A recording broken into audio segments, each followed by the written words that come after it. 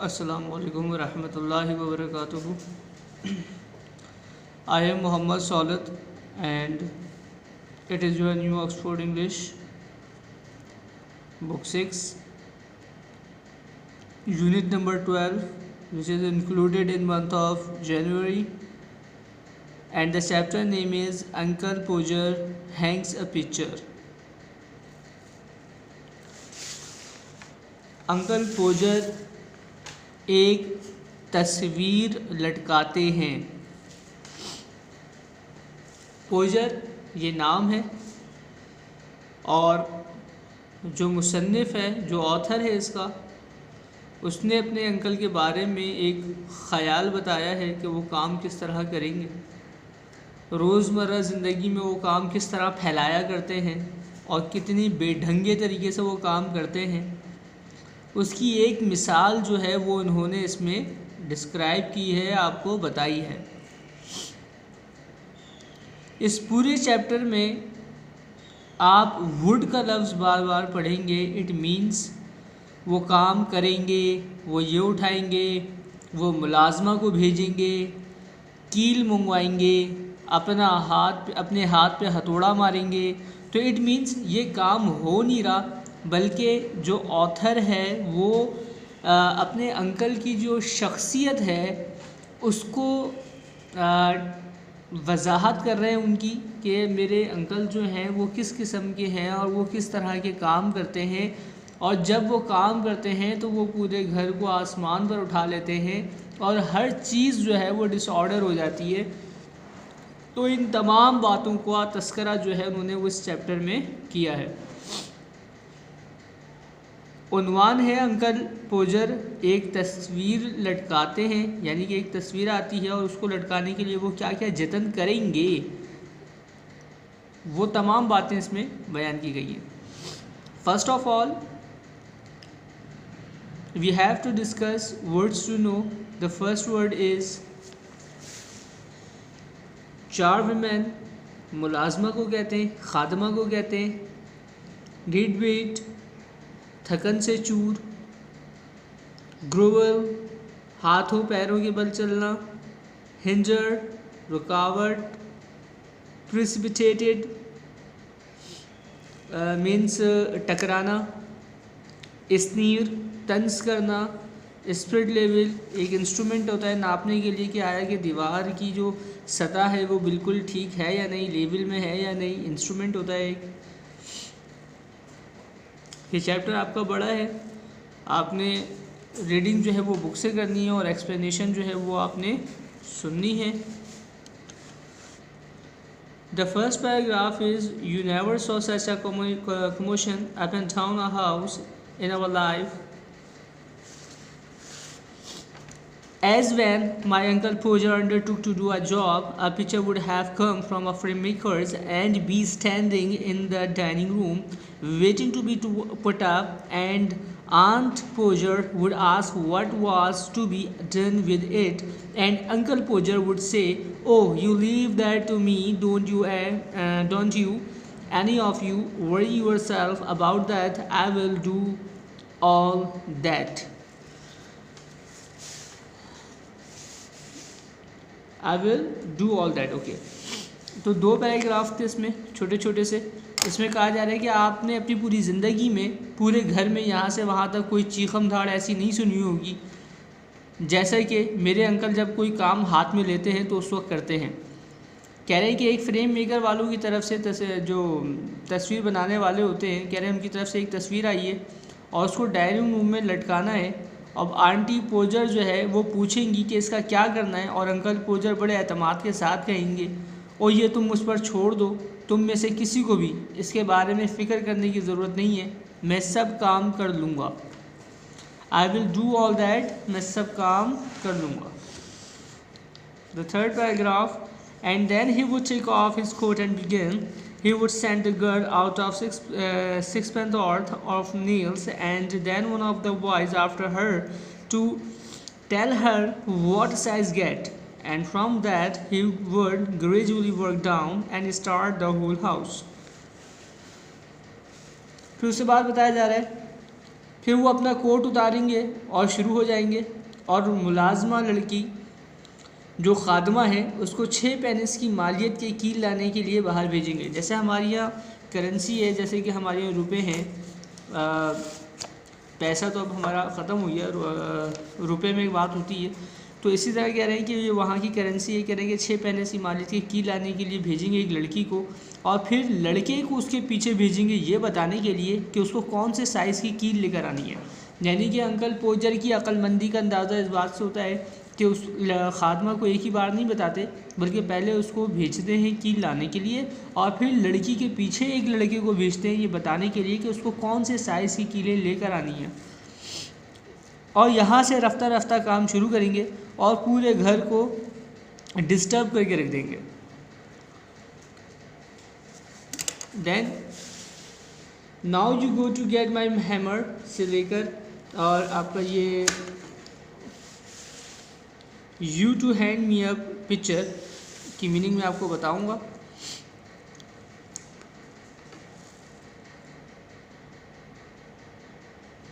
Now you go and get me my hammer Will. Will एक नाम है, आप ये देख रहे होंगे पिक्चर में, ये अंकल पोजर है, इनके साथ कुछ बच्चे हैं, मुलाजमा भी है, और इनमें से एक लड़के का नाम विल है। कह रहे he would shout and you bring me the rule. Then एक और नाम आ रहा है यहाँ पर, Tom, and I shall want the step ladder, and I had better have a kitchen chair too, and Jim you run round to Mr Goggles. अब ये देखें एक और नाम आ गया, Jim, to tell him Pa's kind regards and hopes his legs better, and will he lend me his spirit level, and don't you go Maria because I shall। Maria एक और नाम आ गया, what somebody to hold me that light, and when the girl comes back she must go to out again for a bit of picture card, and Tom, where is Tom? Tom, you come here, I shall want you to hand me up the picture। Will अब तुम जाओ और मेरा हथौड़ा ले आओ। वो चिल्लाएंगे जैसे इन्हें बहुत कोई बड़ा काम करना है। विल को कह रहे हैं चिल्लाते हुए मेरा हथौड़ा लेकर आओ। और एक और नाम, टॉम, तुम मुझे पैमाना ला कर दो। मैंने आपको बताया था स्पिरिट लेवल पैमाइश करने का एक इंस्ट्रूमेंट होता है। और मैं सीढ़ी चाहूँगा, और बेहतर होगा कि मुझे बावर्ची खाने की कुर्सी भी मिल जाए।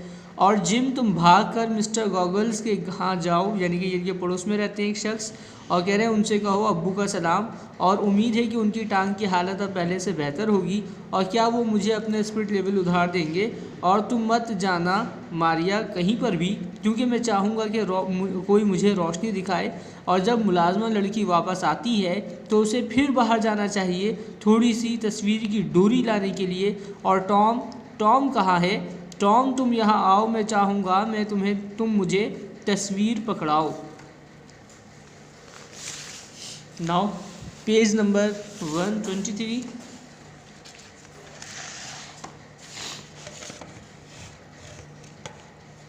And then he would lift up picture, hint them, मैं आपको इसकी मीनिंग बताऊंगा। और फिर वो तस्वीर को उठाएंगे और उसे गिरा देंगे, और ये चौखटे से निकल आएगी, और वो शीशा बचाने की कोशिश करेंगे और ख़ुद को कट लगवा लेंगे, और फिर अपने रुमाल की तलाश में कमरे में उछलते फिरेंगे।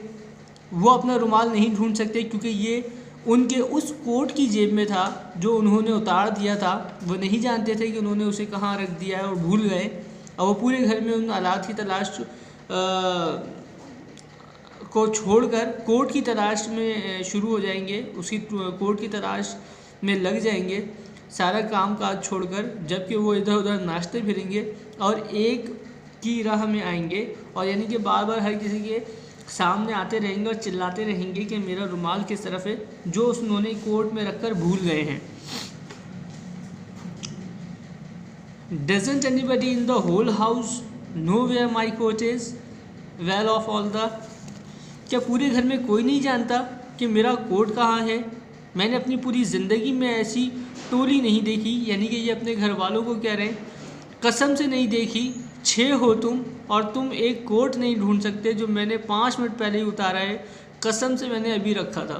यानी कि वो कसम भी खा रहे हैं कि मैंने अभी अभी रखा था और तुम लोगों की टोली जो है वो मेरा एक कोट तक नहीं ढूंढ सकती जो कि मैंने अभी उठा कर रखा था। वो कोट इसलिए ढूंढ रहे थे क्योंकि उसमें उनका रुमाल था। और पिक्चर लगाने के जो उनका मिशन था उसमें उन्होंने तस्वीर का जो शीशा था वो भी ब्रेक कर दिया था। Then he get up and find that he had been sitting on it and would call out। फिर वो उठ खड़े होंगे और देखेंगे कि वो उसी पर बैठे हुए थे और आवाज़ लगाएंगे। क्या आवाज़ लगाएंगे? Oh you can give it up, I have found it myself now, might just as well as the cat to find anything as I expect you people to find it। और वो और लगाएंगे, अब तुम लोग ढूंढने की कोशिश ना करो मेरे कोट को, क्योंकि मैंने कोट को खुद ढूंढ लिया है। तुम लोगों से कोई चीज़ ढूंढने की तवक्को करने के बजाय बेहतर है कि मैं बिल्ली को उसे ढूंढने को कह दूं। यानी कि ये इतनी हक़ारत भरी नज़रों से और तंज कर रहे थे।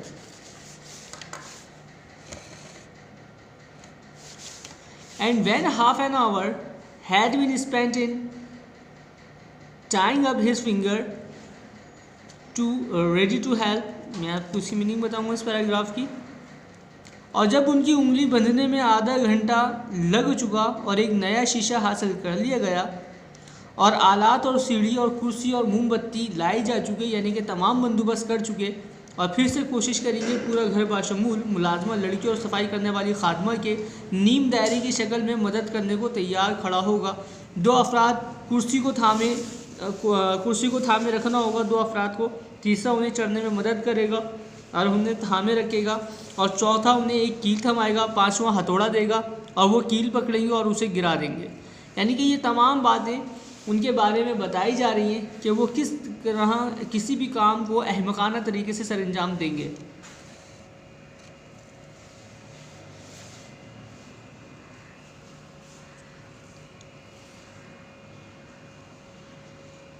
Two people would have to hold a chair, okay ये सब मैंने आपको बताया। He would say in injured tone, now the nails gone, okay. लोग वो मुझे से लहजे में कहेंगे अब कील गायब हो गई है। And we would all have to go down on our knees and grovel for it, और अब हम हाथों और पाँवों के पैर बल कर चल कर उसे ढूंढना शुरू करेंगे। जब वो कुर्सी पर खड़े रहेंगे और बिन बनाएंगे, यानी कि मुंह में बड़बड़ करते रहेंगे और जानना चाहेंगे कि उन्हें सारी शाम यहीं पर रखा जाएगा। यानी कि वो तमाम तरह एक्टिविटीज़ खुद ही करते हैं और फिर ब्लेम भी दूसरों के ऊपर डाल देते हैं कि मतलब उन्हें परेशान किया जा रहा है, उन्हें खड़ा रखे जा रहा है, उन्हें मुसलसल तंग किया जा रहा है। The nail would be found at last, और फिर कह रहे हैं बिला आखिर फिर कील ढूंढ ली जाएगी, हम लोग सब कील ढूंढ लेंगे, मगर तब तक हथौड़ा गुम कर चुके होंगे। वेयर इज़ द हैमर, हथौड़ा कहाँ है? मैंने हथौड़े का क्या किया? खुदा के लिए 7 लोग हो तुम, मुंह खोले खड़े घूर रहे हो और तुम्हें नहीं पता कि मैंने हथौड़ा कहाँ रखा है। We would find the hammer, हम उन्हें हथौड़ा ढूंढ कर भी देंगे। We would find the hammer and go mad, पागल हो जाना, मैं आपको उसके मायने मफहूम बताऊंगा इस पैराग्राफ के। हम उन्हें हथौड़ा भी ढूंढ के देंगे और तब वो निशान एक उनकी निगाह से ओझल हो जाएगा जहाँ पर उन्होंने तस्वीर को लटकाना था। उन्होंने और हम में से हर एक कुर्सी पर उनके साथ चढ़ना होगा और हम में से हर एक को मुख्तलिफ़ जगह पर उसे दरियाफ़्त करना पड़ेगा। यानी कि पहले कील वो खो देंगे, वो हम ढूंढ के देंगे, हम कील ढूंढ के देंगे तो वो हथौड़ा खो देंगे, वो हम उनको ढूंढ के देंगे।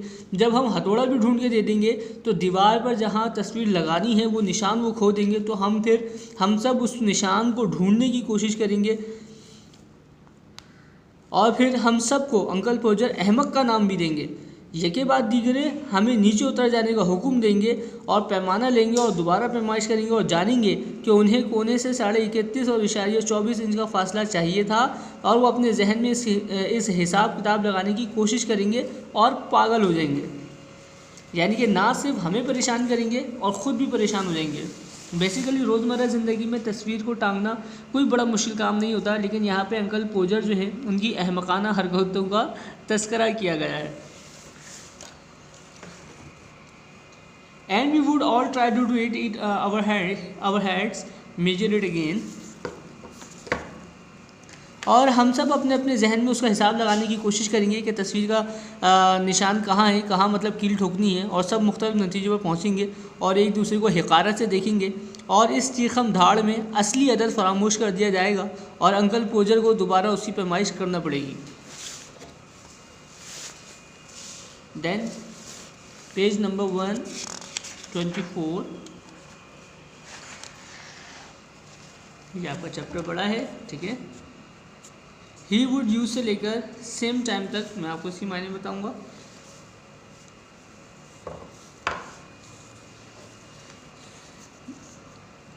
इस मरतबा वो थोड़ी सी डोरी इस्तेमाल करेंगे और अहम तरीन लम्हे पर जब बुढ़ा बेवकूफ़ 45 दर्जे के जाविये पर, अब ये मुसन्निफ़ जो हैं ख़ुद उनको बुढ़ा बेवकूफ़ कह रहे हैं, यानी कि उनकी अहमकाना हरकतों का अंदाज़ा हो रहा है हमें कि ऑथर भी जानता है कि मतलब जो काम करने वाला शख्स है वो कितना अहमक है।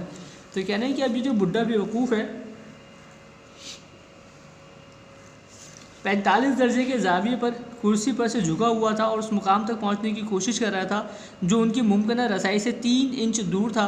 डोरी फिसल जाएगी और वो खुद फिसलते हुए पियानो पर आ गिरेंगे और जिस अचानक अंदाज में उनका सर और जिस्म सब शुरू से एक साथ टकराएंगे उससे एक नहायत उम्दा मौसीकी पैदा हो जाएगी, यानी कि वो गिरकर पियानो पे ही गिर जाएंगे और उनका भारी भरकम जिस्म जब पियानो से टकराएगा तो एक उम्दा किस्म की मौसीकी जो है वो बजने लग जाएगी। और आंट मारिया वुड से, और फिर आंटी मारिया कहेंगी वो हरगिज़ इजाज़त ना देंगी कि बच्चे यहाँ खड़े रहें और ऐसी ज़ुबान सुने। ऐसी ज़ुबान से मुराद बिलाखिर वो उस ज़ुबान की बात करें कि जब इंसान गिरता है तो गुस्से में कुछ भी ऑल फॉल बकने लग जाता है, तो कहा जा रहा है कि उस ज़ुबान से बचने के लिए कोशिश करेंगे कि बच्चे वहाँ मौजूद ना रहें।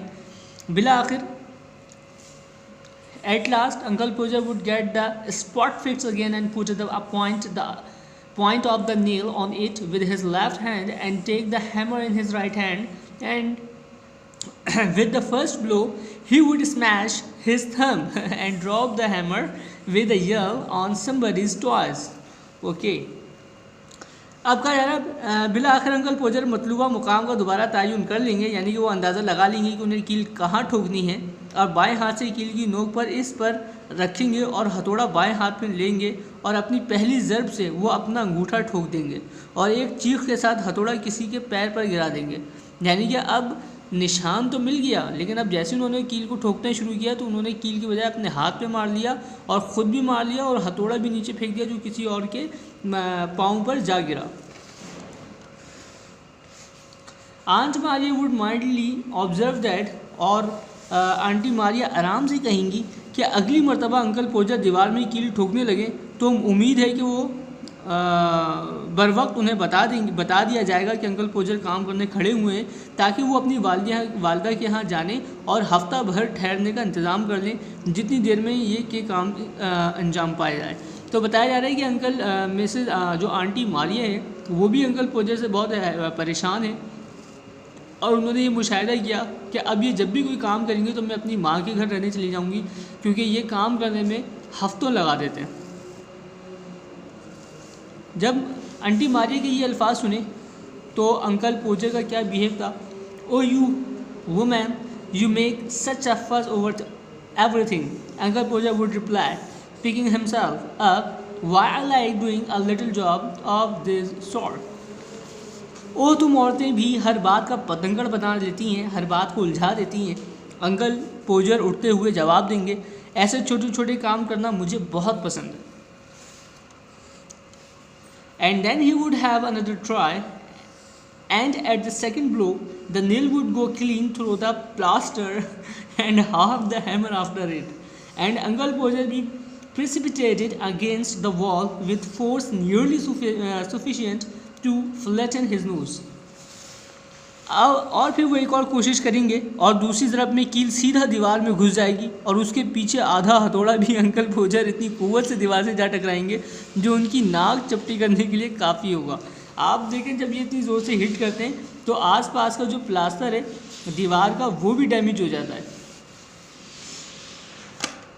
Then we have to find the rule and string again से लेकर मैं आपको अब लास्ट तक आपको इसको, ये आपका चैप्टर जा रहा है,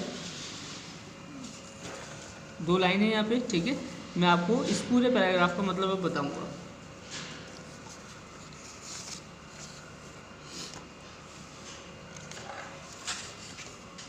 then we had to find rule and string again, फिर हमें पैमाना और डोरी फिर से ढूंढना पड़ी और एक नया छेद किया गया और आधी रात के करीब तस्वीर लटकाई जा चुकी होगी, नहायत तिरछी और ढीली। उसके गिर्द गज़ों की दीवार का हाल ऐसा होगा कि उसके ऊपर काफ़ी जो है वो दरारें पड़ चुकी होंगी, दीवार का हाल इस तरह से हो गया होगा और हर कोई थकन से चूर और तबाह हाल होगा सिवाय अंकल पोजर के। इसमें लिखा है except uncle poser everybody did wait, यानी कि हर कोई थकन से चूर हो चुका होगा सिवाय अंकल पोजर के। और रात के पहर में तस्वीर लगेगी जो सुबह से उन्होंने काम स्टार्ट किया था। Then you are, he would say, stepping off the chair on the charwoman's corn and serving the mess he made with evident pride. Why some people would have had men in to do a little thing like that. हो गया, काम हो गया। वो कुर्सी से सीधा सफाई करने वाली खादमा के पाँव के गिट्टों पर उतरते हुए अपने हाथों फैलाते हुए इंतशार को वाज़ेह तंस फ़ख्र के साथ देखते हुए कहेंगे, यानी कि जैसे ही वो तस्वीर लटका के नीचे उतरेंगे तो सफाई करने वाली जो खादमा है उसके पाँवों के ऊपर चढ़ कर कहेंगे, बस इतनी सी बात थी, काम तो हो गया। और बाज़ लोग ऐसा नन्हा सा काम करने को भी आदमी बुलवाया करते हैं। अब अगर ज़र हकीकत अंकल पोजर को देखा जाए तो इससे बेहतर तो यही था कि किसी बाहर वाले को बुलाकर उसको 2 पैसे देकर और बहुत जल्द अपना टाइम बचाते हुए काम को सर अंजाम दे देते और घर भी इतना ना फैलता और चीज़ें भी ख़राब ना होती। बनिस्बत अंकल पोजर को काम देने से बेहतर था कि ये काम किसी बाहर वाले से ही करवा लिया जाता। मुझे उम्मीद है कि आपको ये चैप्टर समझ में आया होगा और अगर इसके बावजूद आपको कोई भी किसी भी किस्म की प्रॉब्लम हो तो वो आप मुझसे डिस्कस कर सकते हैं। मैं स्कूल टाइमिंग में स्कूल में अवेलेबल रहता हूँ, बॉयज़ कैंपस में। अस्सलामु अलैकुम व रहमतुल्लाहि व बरकातुहू।